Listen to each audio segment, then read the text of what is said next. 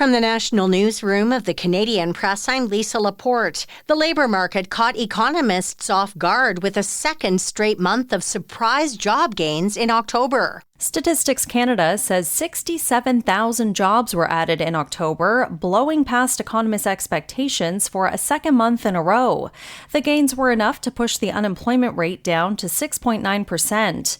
The wholesale and retail trade sector and transportation and warehousing industry drove the gains. CIBC Capital Markets says the jobs data supports the Bank of Canada's stance that its benchmark rate at 2.25% is now low enough to stimulate the economy, and it's forecasting no more rate cuts from here. Michelle Zedekian, the Canadian Press.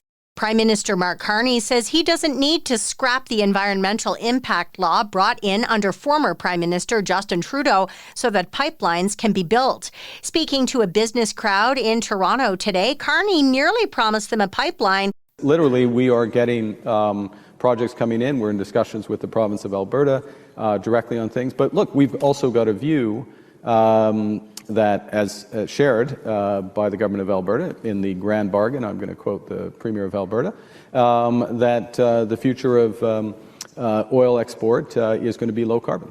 Smith says she hopes to soon sign a memorandum of understanding with Ottawa on building a pipeline to the West Coast. RCMP in BC say they didn't take an active role in a cull that happened at an ostrich farm, aside from guarding the site and blocking a road. The Canadian Food Inspection Agency confirmed today it had shot all of the roughly 300 ostriches at the Edgewood farm. The cull order for them was issued 10 months ago over an avian flu outbreak. The government of Denmark announced an agreement today to ban access to social media for children under the age of 15. The move ramps up pressure on big tech platforms amid growing concern that kids are getting too swept up in a digitized world of harmful content and commercial interests. And Kendrick Lamar leads the field of Grammy nominees this year. After an extended feud with Drake that produced hit songs including Not Like Us, rapper Kendrick Lamar notched 9 Grammy nominations, among them Album, Record, and Song of the Year. Lady Gaga and Sabrina Carpenter also racked up multiple nominations, and Bad Bunny made history, becoming the first Spanish-language artist to be nominated simultaneously for Album, Record, and Song of the Year. He's also set to perform at next year's Super Bowl halftime show. Mike Dubusky, ABC News.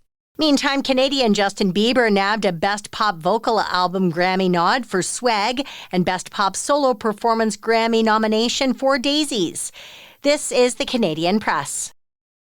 In sports, NHL action tonight will see Winnipeg take on San Jose while Calgary hosts Chicago. Canadian Shea Gilgeous-Alexander and the Oklahoma City Thunder visit the Sacramento Kings in NBA action.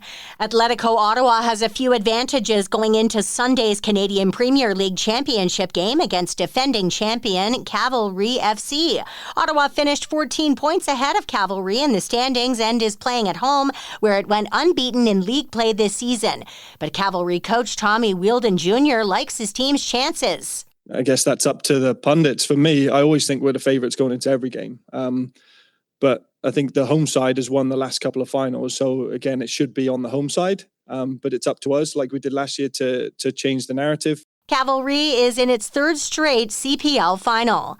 And Fox Sports has let go of NFL analyst Mark Sanchez and hired Drew Brees in his place. From the Canadian Press, I'm Lisa Laporte. Thanks for listening. Don't forget to follow and subscribe. For more of today's top stories, visit thecanadianpressnews.ca.